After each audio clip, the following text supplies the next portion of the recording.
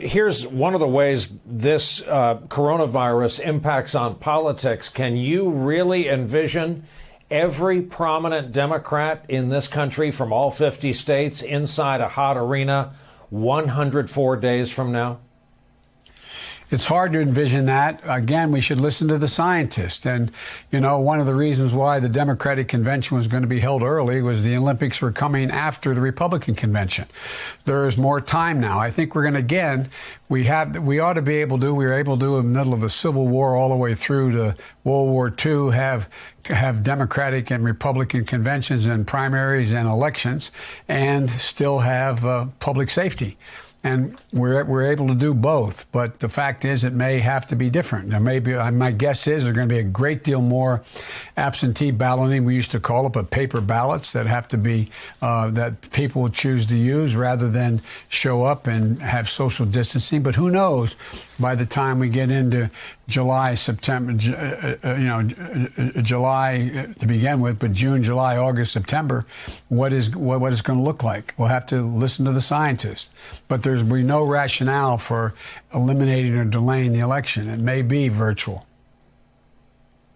God forbid we're still dealing with this in November. God forbid we're dealing with some kind of a regional or climate rebound of this in November.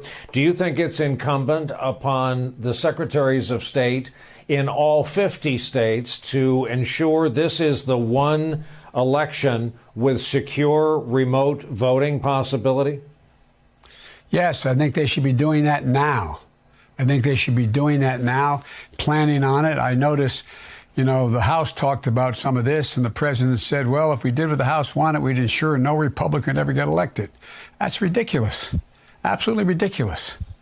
And so this is about making sure that we're able to conduct our democracy while we're dealing with a pandemic. We can do both. It may mean a difference in the way we do it. It may mean that social distancing doesn't get it done. It may mean that you have a circumstance where you have drive-in voting, literally. You pull up and you vote. There's a lot of ways to do it, but we should be talking about it now.